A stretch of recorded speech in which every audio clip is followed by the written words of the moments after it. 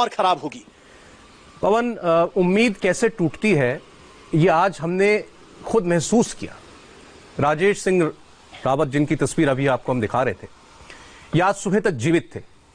अस्पताल की बद इंतजामी की वजह से अब ये इस दुनिया में नहीं है। इंडिया टीवी की संवाददाता दीक्षा पांडे ने अब से थोड़ी देर पहले राजेश सिंह के परिवार से बात की। हम लाइव सुन रहे थे उनको। अंदाजा ही नहीं था हमें कि हमें उस परिवार से बात करने का मौका मिलेगा जिसका व्यक्ति इन्हीं तस्वीरों में दिखाई दे रहा है और अब वो जिंदा नहीं है। उनकी बातें सुनकर यकीन नहीं हुआ कि किसी मरीज के साथ ऐसा व्यवहार भी हो सकता है। और क्या, जब पूरा देश केवल एक ही लड़ाई लड़ रहा हो, वहां दिल्ली के इतने बड़े अस्पताल में सिस्टम पूरी तरीके से फेल हो सकता है। आप सुनिए इनके परिवार की बात। आपका नाम क्या है? मेरा नाम है परवीन। सौरभ जी, दरअसल ये वही शख्स हैं जो वीडियो हमने अपनी स्क्रीन पर दिखाया था। उस वीडियो में जो अंदर की तस्वीरें थी अस्पताल की, उनमें इनके भाई भी मौजूद थे। पूरी बात क्या है आप बताइए जरा। मेरा भाई, जिसका नाम राजेश है, उसकी उम्र 23 साल है। पिछले महीने वो कोरोना पॉजिटिव पाया गया। पिछले महीने की 24 तारीख को हमने उसे इस हॉस्पिटल में एडमिट करवाया। ठीक है, लगातार वो 15-18 दिन तक यहाँ रहा।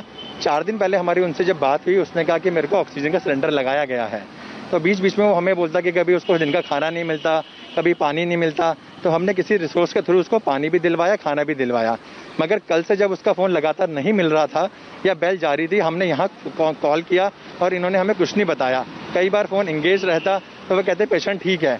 मगर आज दोपहर में 2:30 बजे हमने दोबारा फ़ोन मिलाया और हमें ये जवाब आता है फ़ोन पे कि सुबह उसकी 10 बजे मौत हो चुकी है।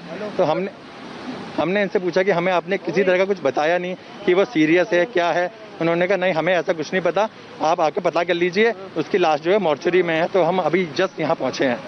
आपके भाई लंबे वक्त तक अस्पताल में रहे, क्या अंदर की सिचुएशन बताते थे? क्या हालात है अंदर, किस तरह का इलाज, क्या ट्रीटमेंट मिल रहा है? अक्सर हमें ये कहता था कि मुझे खाना नहीं मिल रहा है, पानी नहीं मिल रहा है। मेरे पास उसके व्हाट्सएप भी है, हम उससे पूछते थे। कहता यहाँ कोई बुरा हाल नहीं है, मैं यहाँ फंस गया हूँ।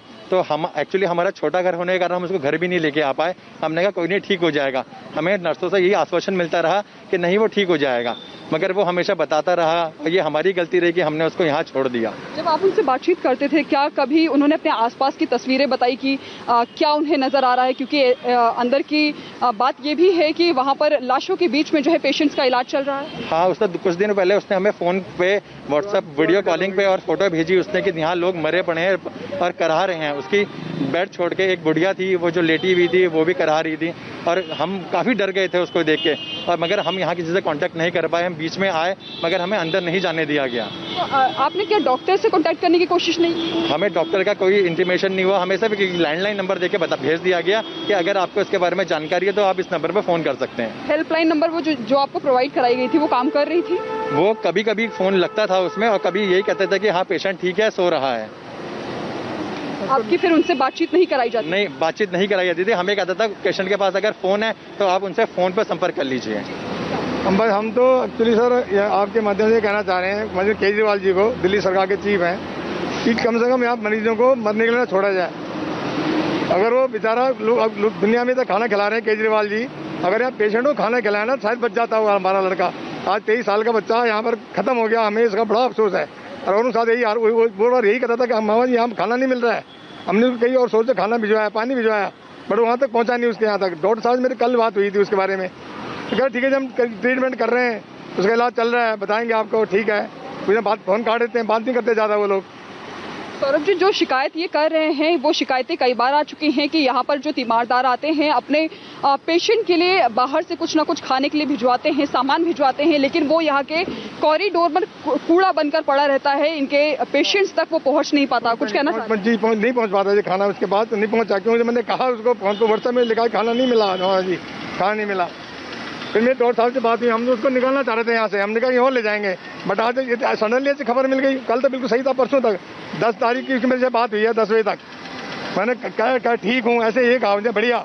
बट आज अचानक शौक हो गया हमें कि ऐसे कैसे हो गया। क्या उन्हें यहाँ पर प्रॉपर्ली इलाज मिल रहा था जिसकी उनकी जरूरत थी? अगर हम इलाज की बात करी जाए तो यहाँ क्या उसको दूसरे अस्पताल में भी इलाज नहीं मिला। कोरोना पॉजिटिव रिपोर्ट आने से पहले हम उसका इलाज दिल्ली के दिलशाद गार्डन जो बड़ा हॉस्पिटल है वहाँ करा रहे थे। वहाँ हमने 10 चक्कर काटे और हर बार डॉक्टर हमें यही कह के भेज देते कि इसमें कोरोना के कोई लक्षण नहीं है, आप घर ले जाइए। मेरे पास वो सारे पर्चे आज भी रखे हुए हैं जहां हम बार बार गुजारिश करते रहे कि आप इसका टेस्ट कर लीजिए, इसका बुखार नहीं जा रहा है 25 दिनों से, खांसी है, कमजोरी हो गई है, पर वो हमें बार बार घर भेज देते। 18 तारीख को आखिरी बार पिछले महीने हम जीटीबी हॉस्पिटल गए जहां उन्होंने हमें घर भेजा और 22 तारीख को हमने इसका कोरोना टेस्ट कराया, वहां वो पॉजिटिव पाया गया। शायद अगर ये कोरोना टेस्ट पहले हो जाता तो शायद आज उसकी जान बच जाती। आपने जैसा कि बताया कि आपने उन वीडियोस को देखा था, जो इंडिया टीवी ने दिखाया था, इस जगह वीडियो के किस हिस्से में आपने अपने ब्रदर को देखा था? वीडियो में 6 मिनट 18 सेकंड का जो वीडियो था, जो मैंने कल यूट्यूब में भी देखा और मैंने अपने रिश्तेदारों से सुना, उन्होंने फोन करा कि टीवी में एलएनजेबी का हाल दिखाया जा रहा है जहां आपको आपका भाई भी नजर आएगा। फिर मैंने वो यूट्यूब से वीडियो देखा और उस क्लिप में मैंने देखा कि वो बेड पे बैठा हुआ है, उसके 2 बेड छोड़ के एक बंदा जो नग्न अवस्था में वहां मरा पड़ा है। उस तरह के हालात देखे जब हमारे घर में रोंगटे खराब हो गए तो अब आप समझ सकते हैं कि उसका क्या हाल रहा होगा। शायद वो किस चीज से मरा, हम भी बहुत अचंभित है इस चीज को लेकर। आपका भाई अस्पताल की लापरवाही का शिकार हो गया। बिल्कुल इस अस्पताल की लापरवाही का हम वही कह रहे हैं कि अगर वो हमारे साथ घर पे होता तो शायद आज जिंदा होता।